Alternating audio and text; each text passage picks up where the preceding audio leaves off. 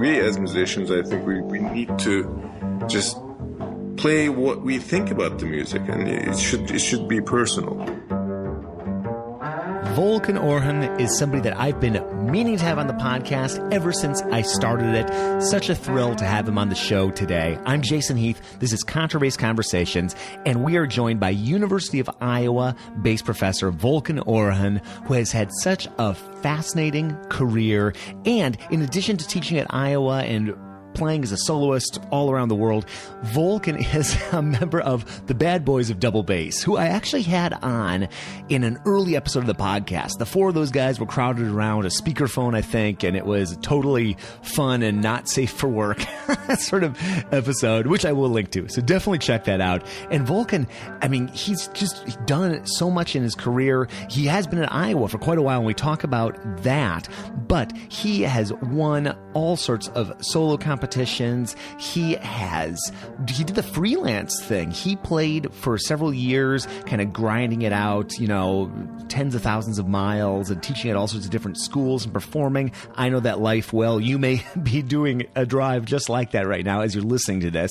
So we talk about that. We talk about what it was like moving into the academic world, sound, singing, technique, competitions in general, what feeds your soul. So many great takeaways, and we'll feature a little bit of Volkan playing. He's got this fabulous album out featuring him playing the Grieg Cello Sonata, so we have just a couple short clips from that. And we have some wonderful sponsors for today's episode: Upton Bass String Instrument Company, D'Addario Strings, and A440 Violin Shop. More on them in a bit, but let's dive into this conversation featuring Volkan Orhon. You're on your 16th year at Iowa, and did you come to Iowa directly from the Hartt School? Okay, so directly from Connecticut. Yeah, I finished at Hartt 96, and I was teaching actually in all these universities around, like the University of Connecticut. I was teaching. I was an adjunct faculty there, and then after that, I was teaching at Hartt School at the community division, and I was doing, I had a pretty decent sized private, studio. And I was also playing in Hartford Symphony and all the, regional orchestras in town. And I literally lived in my car.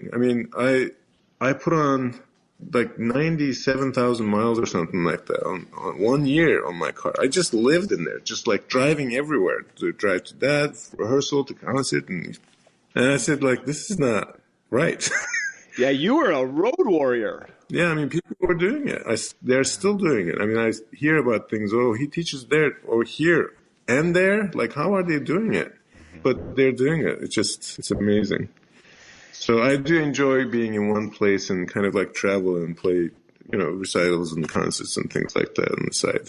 That's a better balance for me anyway. Yeah. That road warrior adjunct job and playing in multiple gigs and teaching students, boy, can I relate to that. I had 7 years of doing that, and I taught at University of Wisconsin, Whitewater, and a couple other schools, and I was, that sort of thing, teaching 7 days a week, playing gigs, and coming up for air, maybe a day off every, 6 weeks.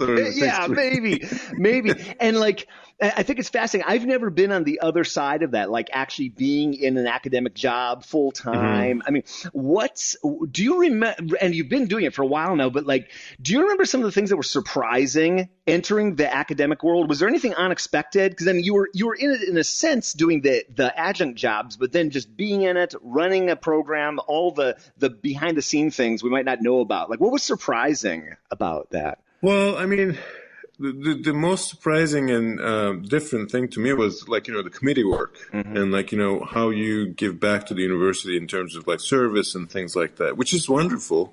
But sometimes it really gets into way to everything else that you're doing. Which is natural pace of life now. Living, it seems like in academia, you need to really time manage well in order to be able to squeeze everything in.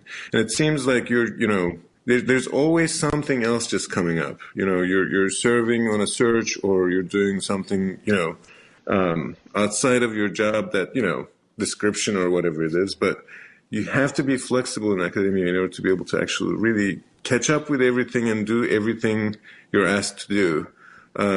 But I mean, I have to say, Iowa has been great in terms of that. When I first came as a junior faculty, we do have this flexibility and the protection of, for the incoming faculty, like the junior faculty, to really kind of develop their studio, just kind of get a sense of the institution and really learn how to work with each other and like learn the system, so to speak, because it's a lot to know. I mean, as you move into a new job and also different kind of focus on what you have been used to doing. And but because when I was an adjunct faculty, I didn't have the responsibility of serving on committees. And so, I mean, I think that was the biggest change for me that I had to kind of adjust to. And just like, whoa, I have to do this. How do I do this? And, and you have like mentors that you work with and they kind of explain. And it's kind of like, passing through knowledge and getting used to the experience and passing on to some, new junior faculty and just go from there.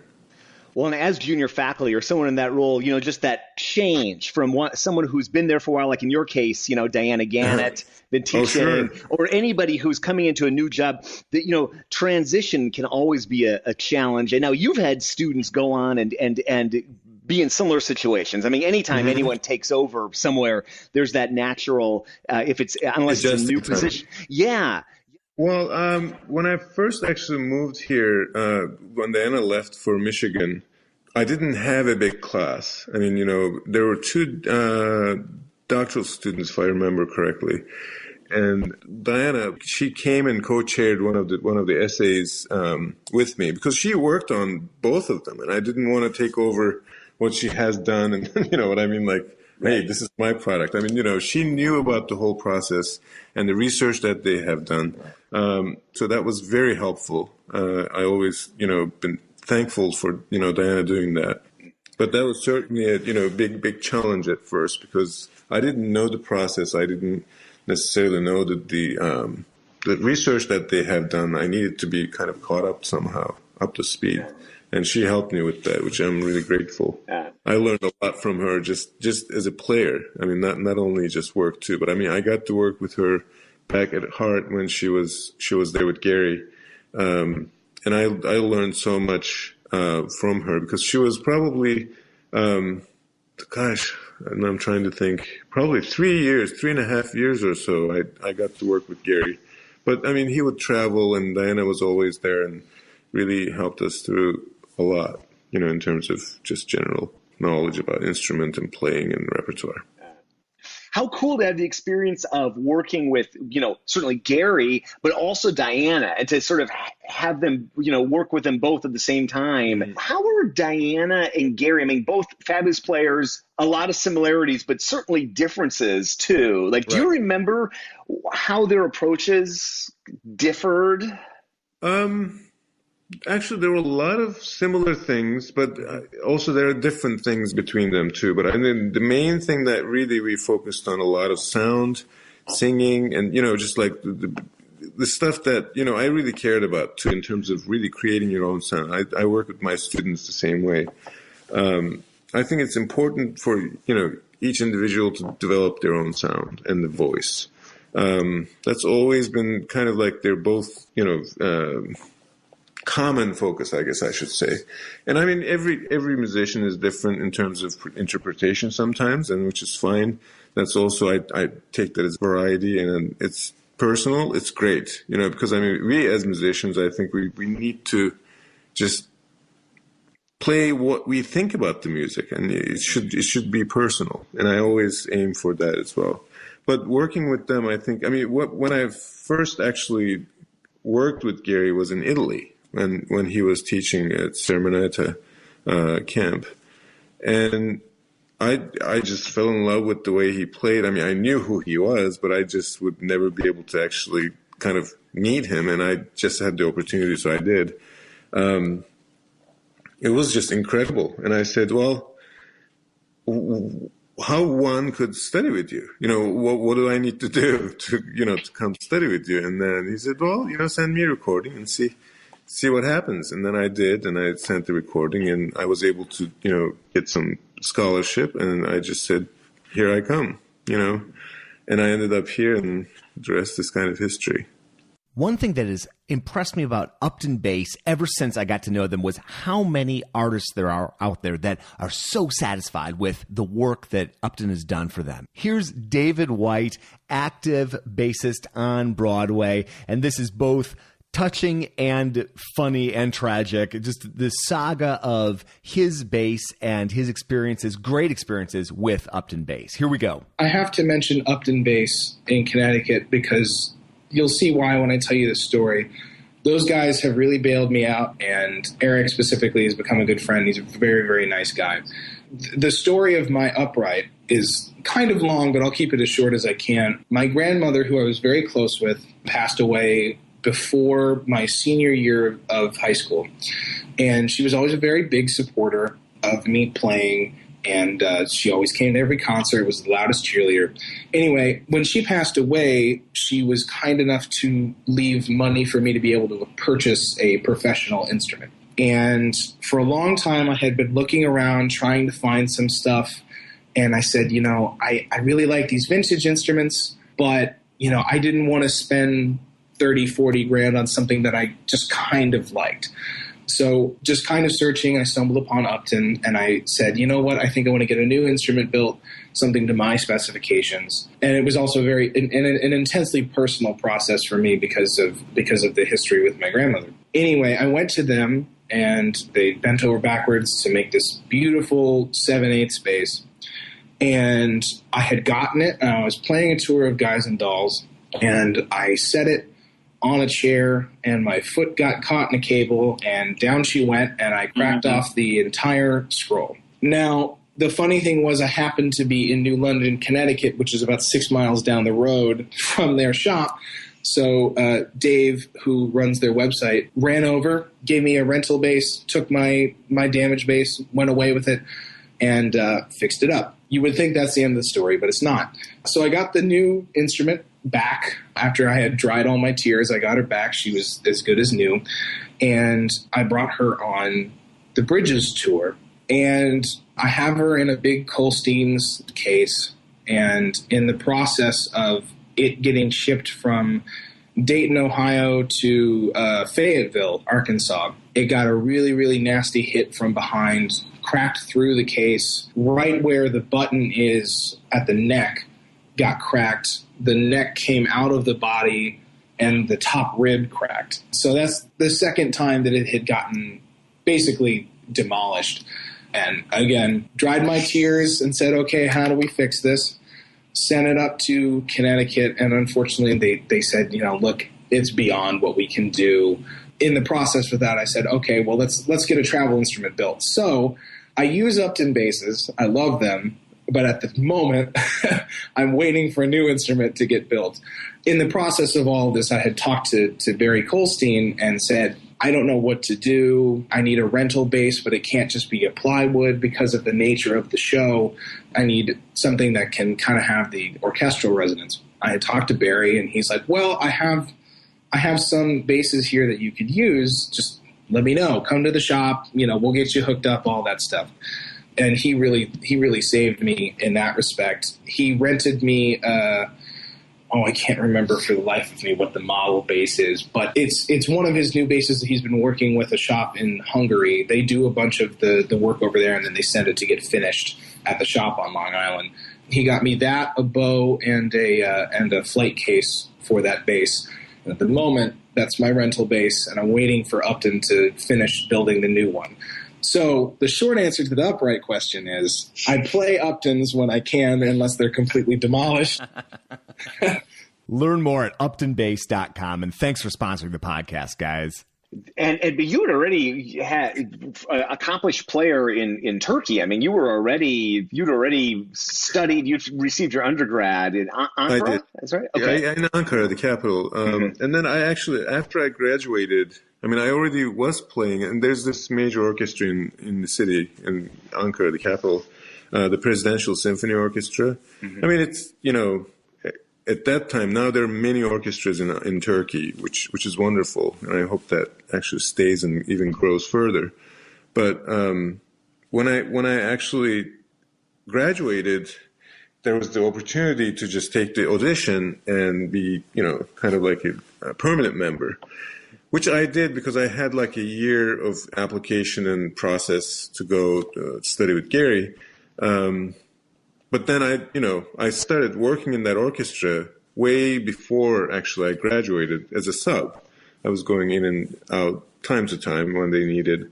But that was actually even before, like mid-'80s, I would say. And I was 16 or 17, somewhere around that.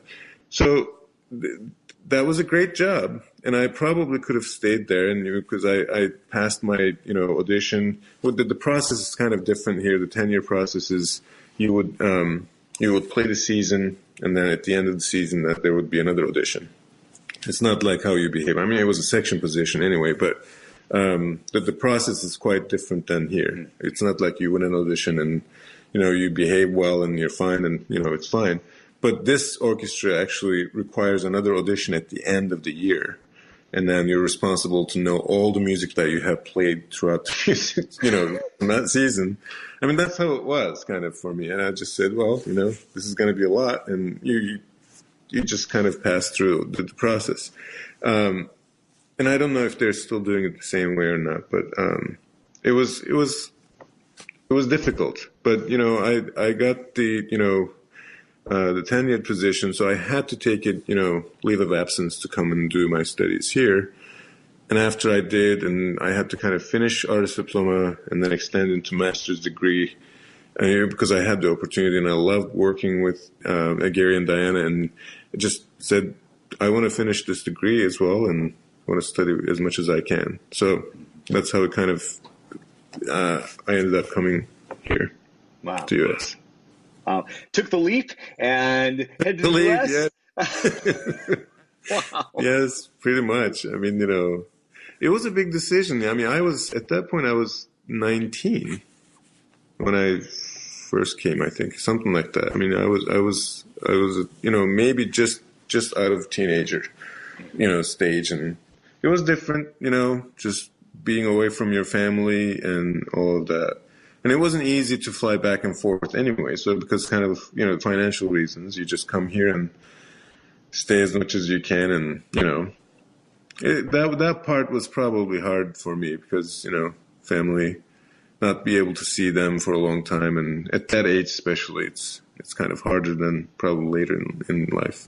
Yeah. Because you have to stand on your own. It's just like there's no other person that just kind of holds your hand and, okay, you can do this. You have to just turn around and say, like, I can do this, if there are difficulties and things like that. But there's only one Gary Karr, and so if that's someone you want to work with, and he's in Connecticut, headed to Connecticut, regardless of where we are. Exactly. Well, I love you mentioned like sound and singing and that sort of thing. Like, I'd love to know, what have you worked on in terms of students or in your own playing? What have you come up with any sort of exercises or just philosophies or ways to just sing and create the sort of sound you want? Like, what, technically speaking, what have you? What sort of exercises do you have?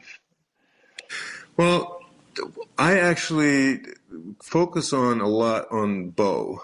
At first, especially early stages. I think I learned this from my first teacher, Tahir Sumer in Turkey, and he had this book of bow variations. Actually, Kurt Mahal, the methods books. I mean, you probably know them. So the book has a lot of bow variations on simple etudes and things like that. So I work on these with my students every week. I kind of ask them to bring at least 5 variations on whatever the etude that they're, in the book. And we talk about, bow speeds, or each bow variation, bow weight versus speed and placement, bow mapping. All of these, I think, has a lot of information that they need to learn. I always thought bow as a separate instrument because you need to really, everything from, it comes from the bow with your voice to kind of like your dynamics or your articulation, clarity. I mean, all of that, really, we need to learn that so much more, to me, intensely to understand, because, I mean, it's kind of like an extension of your arm. Some people, call it. And I do believe in that. I mean, I think you need to feel that it's kind of part of your body. It's kind of like pitsing. I mean, you're in first contact with the instrument to make sound, but with the bow, you have this kind of instrument that actually is in between. So you need to learn everything about it, in my opinion. So that's one thing that I do quite a bit. I mean, more consistently than other things. Like, repertoire, I think I'm a little bit more flexible in terms of what, my students' interests are and what their weaknesses are or whatnot, or what their qualities are. We can be more selective. But that exercise book that I really demand and stick to, like, you have to bring 5 at least every lesson. And I think that shows, in general, that shows a lot of great results, just because they can really focus on what they need to do in order to make a pattern or like a bowing that works, not losing sound. And, I think it's beneficial for, to them. It's been beneficial to me, I think. But, I still run them. I mean, I actually have it on my, stand downstairs where I practice. Just to warm up, I play the etude and then just start reading the, the variations are numbered. So I start with the variation and then just kind of like, well, this one's easy, move on to the next. And then I run into this, challenging one. Then I kind of repeat or run through the whole thing and pay attention to what it needs to make it happen and, move on to the next one. So just keep reviewing it. I think it's just kind of like eating vegetables. I talk to my students all the time, like, you may not like it, but it's just like, you have to do it. So it's just something that you need to enjoy and learn from doing it. So, just thinking about your own practice, and then just with everything that goes into a university job and the committee work and the lessons and all the directions you're being pulled, when you do get a chance to sit down with the bass, so you go through those etudes as on a consistent basis, what else do you typically do? Do you have any other regular routines that you do in your own practicing? Well, I, of course, do the vomit and, all those exercises from Gary and Diana and, I mean, those never go bad. I think that they're just amazing, exercises that, most people know now. It's out there and people are doing it, which is great. I mean, because of the nature of our instrument, I mean, you need to have that mobility and just in order to be able to really have that control over the fingerboard. I mean, especially the vomit, as you know, it's just unbelievably beneficial thing that just really gives you a lot of confidence in shifting, in a lot of the intonation and bow speed. I mean, it's just all in one, really. It just takes care of a lot of those things too. And outside of that, obviously, there are a lot of things that I do. Like I do my scales, again, just in different ways, and I try to improvise fingerings on, I don't believe in like one fingering. I mean, obviously every scale I think has a good fingering that you should know. But at the same time, just by doing the scales in different places, like, going up on, just to the G and then go down vertical and then come back crossing horizontally and coming back down. As you shift down, you're kind of like constantly thinking about the interval pattern and then coming up with fingerings. It's also helpful to figure out, fingerings to a passage sometimes, or knowing that what it takes to make a good sound on the A string, like on the 4th position or something like that, just trying to challenge as much as you can. And since there's limited time, you're trying to cover a lot in the limited time. So. And that's the beautiful thing about vomit or scale exercises with variations. It's like they're like simple but incredibly deep. And, like the bow, like you were mentioning, I know Gary likes to say that vomit is really a right-hand exercise, right? Or there's so much focus, which we miss a lot of the time because you see this big motion in the left hand and you don't. And Larry Hurst has a great line that I quote all the time. I think he said the average student coming into Indiana University for him was 2 years behind in the right arm than the left arm. Oh, wow. Yeah. Have you experienced that or seen that, Well, that It depends on the person, obviously. Yeah. But I mean, I think that's a good estimation. I mean, that's one thing that's the reason that I'm actually also focusing on that, because just like it could be really, they could be really fluid on the left hand, but the sound is just kind of really all flimsy or, kind of surfacey, as opposed to really going for this deep sound that they could potentially get. And I think once they realize that, there's definitely, advantage of that. Like, they understand the concept and then they turn around. And I mean, it is true. That's not the first thing that gets noticed. I mean, I have one student actually who's doing it, class string at the moment. We're talking about like the bow speed, really what it takes to really feel that resistance. It's just, instead of like traveling through the string, make sure that you're really feeling the resistance from the string to the bow hair to your hand. You need to be that much alert and that much more sensitive to what goes on with that process. I mean, otherwise it just becomes, kind of secondary in the whole process, because you're more concerned about your left hand and intonation, and, a lot of things actually just comes afterwards. And by that time they're in college. I mean, they need work. They need to balance things off. I think that's the lack of this connection, the instrument being in the way of connecting with the instrument that you're playing. So, yeah. And getting that connection, like you're saying, string into the bow, into the hand, and just like feeling those vibrations and just like sort of like that physical experience. Yeah. It's true. I mean, you need to be kind of aware, and you need to be looking for that to be able to understand the concept of, drawing the sound out of the instrument. You need to feel the resonance and everything else, I think. Folks have been raving about D'Addario's Kaplan strings. I've been using them for the last year or so, and I really love them. And here's some feedback from people that recently won Kaplan strings in our D'Addario giveaway. Hey, Jason. This is James Peterson from Peabody Conservatory, one of the winners of the Kaplan string contest. I just want to thank you so much for giving me an opportunity to get free strings. Those things are not cheap, and as a student, that really helps out. I've really enjoyed using the strings. I like to play loud, and I like to play really articulate, and these strings are great for that. It's been really even across the bass. I've noticed I haven't had to use as much rosin as I usually use, and I've always had a really bad E string on my bass, and the Kaplan seems to work quite well. Learn more at contrabassconversations.com/strings, and thanks to D'Addario for sponsoring the podcast. This episode is brought to you by the A440 Violin Shop. It's located just down the street from Wrigley Field in beautiful Chicago on the north side, just off the Brown Line. I have been going there my entire adult life, and they have been fantastic, both for repairs. I've had cracks repaired. I've had seams glued. I've had all sorts of students go to A440 to get instruments, to get bows. They're available with a smile, do wonderful work, and definitely check them out if you are in the Midwest. A440violinshop.com, and thanks for sponsoring the podcast.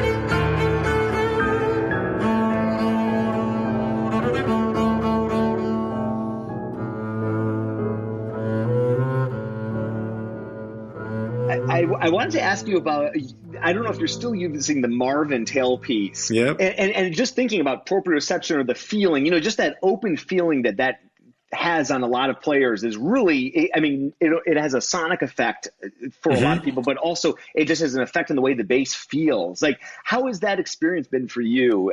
When did you start using it, and just, what's that been like? Well, I met Kevin when we were in Poland, Wrocław, Irena's, festival. He was there, like one of the few, English-speaking people, so we kind of like bonded, and like he's like, "Oh, I'm from Vermont. I play bass, but hey, I've been doing this. What do you think of it?" And I said, "Well, it's interesting. It's not traditional, right? I mean, I'm always open-minded for these things." And then he was really generous about like, "Well, why don't you take it and try it and let me know, give me feedback." So I took one, set that he gave me. But at that point, I don't think there was any measurements that he had in mind. He was testing things out, I think, getting feedback from people, which is a smart thing to do, I think. And then right around that time, I actually, I was here, Chris Tralkeld, the bass maker who lives in Iowa City. We're blessed again, like having someone like Chris being here. I actually just got my bass from him finally. So I have amazing bass. We can talk about that some other time, I suppose. But anyway, I was playing the Harbison Concerto with the orchestra here. And I was kind of thinking about the balance. And I mean, I think the concerto is written well, but I want it to sound more, right? So, I mean, playing with the orchestra is just kind of like, well, this is a full orchestra. It's a really full score. So I went to Chris and I said, well, I'm just wondering if I should try this, and I want to, have a set of ears so we can just like swap this back and forth and then kind of give each other feedback and see what you think. So I played and he played my bass, with the original tailpiece, ebony tailpiece. And then we switched it, around quick, and then we put the, Kevin's piece, tailpiece on, and then the change was remarkable to me, to my ears, but I was kind of like, well, I was skeptical about this, but this is interesting. So then I wanted to see how his reaction was going to be. So I played, and then he had the same reaction, but I didn't say to him anything, like from the beginning when we were doing the switch. So he said the same thing. I was a little bit skeptical, but I think it really makes a huge difference in terms of the, resonance of the instrument, and I think it just really pumps out more sound. So that was the time that I actually switched over. And I said, well, I'm going to keep this. And I played the concerto with the orchestra. And then after that, I said, I think I'm not going to change. And then I called him and I said, well, I have 4 basses. So I would love to have more, and so he sent me some more, and I just changed them all. So was it a similar effect on all 4 of the bass? I have never used one myself, but I'm super fascinated by them, and I know. I really think that it is definitely it makes the instrument much more resonant.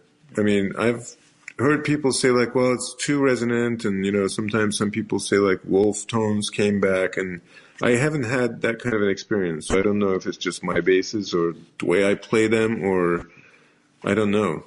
But I've been pretty lucky with them. Cool. And anything that I can travel lighter is better. I mean, it seems like now, every time you take a flight, it's like, well, they're, just measuring like ounces, it's just crazy. So yeah. It's the challenges of being a bass player and a traveling bass player. Yeah. It's not an easy road. It never ends, it seems. So it gets harder and harder every day. Well, teaching, the school like University of Iowa, it's a fantastic school, great reputation, and you've had these students coming through for the last 16 years, and obviously working with them on the bass and just getting better as a player, but also everybody's trying to figure out what they're going to do in this music world. And are they going to be in music education? Are they going to try to perform? Are they going to try to do something else? And, I'm in this position, I'm teaching a lot of young people, pre-college age, and I have worried parents asking me, they say, my child loves bass, but what do you do in this world? And I'm sure you've had those kind of conversations with many people. Like, what advice do you give to either worried parents or students just sort of, they love music, they're into it, but they just don't know what their career options are, or if this is a good choice. What advice do you give to those people? Well, it is tricky. I mean, actually, I was thinking about this a lot, just because, I mean, having to be in an environment like, actually, the university environment, I think has great pluses in a way, because, I mean, the students actually are exposed to a lot of ideas, and I mean, also the, entrepreneurship. I think that's like the key word nowadays for a musician. Mm-hmm. I mean, you see a lot of people are doing outside of what a norm, like what my generation used to be anyway. Now there's so much more, many ideas are just coming out of nowhere. I mean, people are forming groups and trios and things like that, or bass ensembles, and they call themselves Bad Boyz and things. I mean, it's not that you're making money in a way, but I think there's an impact that just creates over the society all these new things, and being a leader into something, I think it's important for each individual, and that also make them a little bit more aware of I need to make a living. What do I do? And it takes a lot of dedication, as you know, as a musician. It's not just you practice and it will happen. You need to make it happen. It's just a matter of really being prepared, and it takes a lot of time and planning and concentrating and, being ready for it. I mean, I always talk to my students, what really, feeds your soul? What do you want to do? I mean, do you want to be an orchestral player? Do you want to be, a soloist? I think these are the things that are important to know, so you can, I mean, they can be prepared, or they should be doing something to prepare themselves for it. But at the same time, I hope to be there for them to kind of support the process. Yeah. But I mean, winning an audition is never easy, as you know. I mean, as everyone knows, it takes a lot of dedication and, practice and accuracy and, patience. Because, I mean, you cannot give up after one audition. It's just, you need to keep on it. And then until, something happens in right place, right time, and you're it. It doesn't happen all by itself. It takes a lot of effort.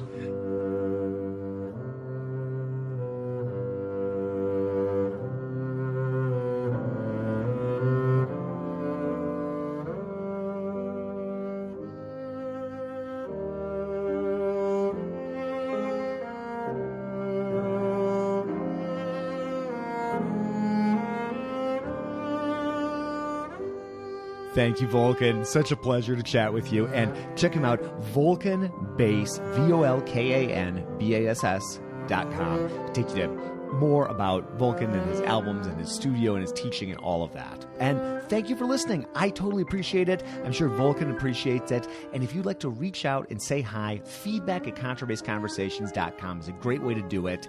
Let me know a little bit about yourself. Let me know what you'd like to hear more of, any topics, anything like that. Totally appreciate it. If you haven't been to our website before, contrabassconversations.com is the site, and you can sign up for our email newsletter there, where we continue the conversation, is the phrase I like to use, between these episodes. And if you haven't joined our Facebook community group, we've got a couple thousand people in there now and have some really good conversations. And actually, I've gotten a lot of great show ideas from people in there. So you just go to Facebook and search for us, or contrabassconversations.com/community will take you there. And I'm having such a blast doing this show, and I have such a wonderful team helping me with this. We've got Steve Hinchy and Michael Cooper, Mitch Mooring and Trevor Jones working on the show. It's just so great to have them on board. And if you're looking for a double bass, Mitch Mooring's making great basses. He's located in the Dallas area, and you can learn more at mitchmooring.com. I'm Jason Heath, your host, coming to you this week from Portland, normally from San Francisco, and we will be back soon for more life on the low end of the spectrum.